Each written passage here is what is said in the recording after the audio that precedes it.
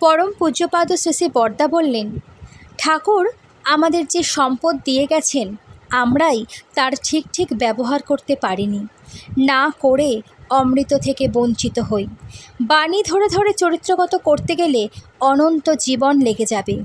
তাই সহজ উপায় হলো তাকে মন প্রাণ উজাড় করে ভালোবাসো। তার অনুশাসনবাদ সহজেই মানতে পারবে। হাই তোলার সময় মুখে হাত দিতে হয়, প্রস্রাব করে জল নিতে হয়, সবাই জানে। ভারতীয় সভ্যতাই তাই। এগুলো আমরা মেনে চলব। আমরা মন প্রাণ দিয়ে ইষ্টের সেবা করব, গুরুজনদের ভক্তি করব। তাতে পড়াশোনায় মাথা ভালো হবে, বুদ্ধি ভালো হবে, নিঃস্বার্থ সেবা করতে অভ্যস্ত হয়ে যাব। যা যা গুণ থাকলে পরিবেশ পারিপার্শ্বিক আমাদের ভালোবাসে, শ্রদ্ধা করে, বিশ্বাস করে, সেই সব গুণ অর্জন করতে পারব। জয় গুরু।